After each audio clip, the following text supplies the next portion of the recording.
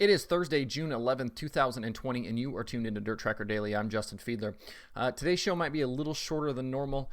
Busy day today, getting back late from Martinsville last night, so just trying to get you updated on a couple things. We'll get you to last night's All-Star action. We'll cover off on some news from the Lucas Oil Late Model Series. We'll talk about what to watch tonight, and then we'll look ahead to tomorrow's show. First up, last night, the All-Star Circuit of Champions continued their Midwest swing, moving south into Texas to race at Devil's Bowl Speedway. The series lost their Tuesday night race to weather, and Kyle Larson entered the night having won the past two All-Star races at Lawton and 81 Speedway. At the start of the feature, it was Kasey Kahne on the pole with Larson to his outside on the front row. Kasey has been racing with the World of Outlaws since Knoxville in his number 9 machine. Australian James McFadden was supposed to be in that car for a sizable sprint car schedule this season between the All-Stars and a lot of other events. But because of the pandemic, has not been able to get to the U.S. to race, so Kasey has been kind of filling in there a little bit. Now that he's healthy and able to race again. So after running Beaver Dam over the weekend, Kahne headed south to do some All-Star racing, and I don't know if we'll see Kahne continue through the weekend with the All-Stars. I haven't heard, or if he'll then run back to Knoxville to race with the World of Outlaws again. We'll have to stay tuned for that. Back to the night's feature, there was a quick caution involving Danny Dietrich and Skylar G right at the start, which resulted in a second attempt at a full start. Once the feature got going, though, Kahne settled in out front with Larson in second. Kahne was strong out front until about halfway in the show. As the front-running duo worked lap traffic, Larson was able to get a run and nose in front of Kahne to lead lap 14.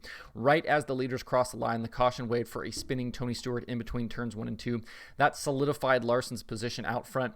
On the restart, Larson quickly gapped the field, leading by as much as 1.8 seconds at one point. Inside 5 to go, Larson got into lap traffic, and Kahne was actually able to close a little bit on the Paul Silva 57, but Larson was good enough in traffic to maintain the lead, and he held on to grab his third win in as many races. Kahne finished second with Scott Boguski third, Corey Eliason fourth, and Aaron Reitzel in fifth. It was a nice run for Boguski. He is normally a regular in 360 sprint car competition. I may have even heard that last night may have been his All-Star debut. I'm not sure.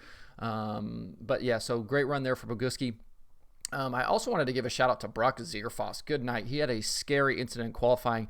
They had an axle broke that resulted in the left rear tire and wheel coming off the car as he entered turn 1.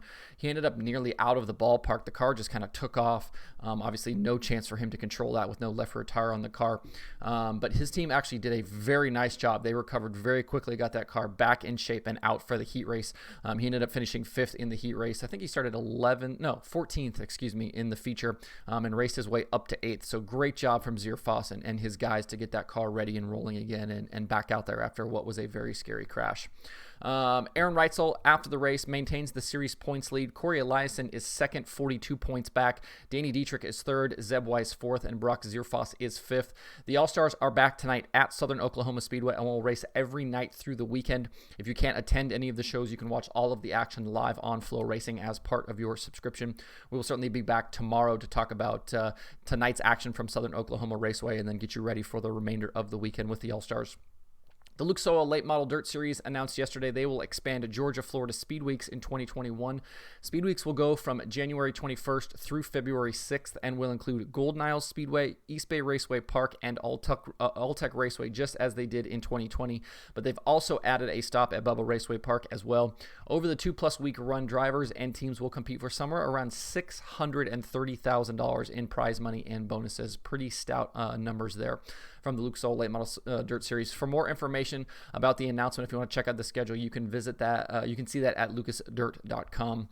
And just kind of wanted to say, in this crazy time we're in, it feels like planning beyond anything that's going on like literally right now is really difficult. So it's kind of nice and refreshing to see an announcement about something that's so far in the future. It's like, oh yeah, there's actually other things to think about, and hopefully there's a brighter future ahead where we kind of don't have this pandemic over our heads, and other things will be going on. So cool announcement there from the All-Stars, or the All-Stars from Lucas Dirt. Also tonight, along with the All-Stars on Flow Racing, there are several other shows on the DIRTRACKR Daily pay-per-view scheduled to check out. Sooner 600 Week is continuing on Fast 4 Media there at Creek County Speedway tonight. Speed Shift has action, and I'm going to maybe butcher this name, is Kossuth County Speedway. Speed Sport TV has racing from Skagit Speedway in Washington, headlined by 360 sprint cars. And I believe USMTS gets underway tonight as well at Cedar Lake Speedway. That's on raceanddirt.tv. If you want to see the full list, including links to be able to watch the shows, you can check that out at dirttracker.com/watch tonight.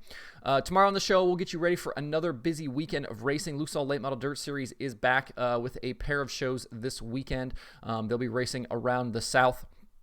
And the World of Outlaws Sprint Car Series is back with 2 shows at the Knoxville Raceway as well. We'll recap tonight's All-Star and USMTS racing. We'll do another round of World of Outlaws predictions from the Dirt Tracker prediction formula. And then I'll also let you know what to watch through the weekend across all of the streaming services. There will certainly be plenty of things to check out no matter what kind of a dirt racing fan you are. We'll talk about all of that and more Friday on Dirt Tracker Daily. That's the quick show for today. Hope everybody has a good Thursday. You can find Dirt Tracker Daily on Apple Podcasts, Spotify, Stitcher, or where you get podcasts.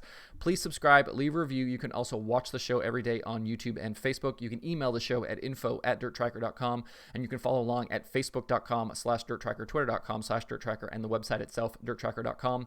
You can follow me personally on Twitter at Justin_Fiedler, and don't forget to sign up for the Dirt Tracker weekly newsletter. Thanks everybody for tuning in. We will see you tomorrow for more Dirt Tracker Daily.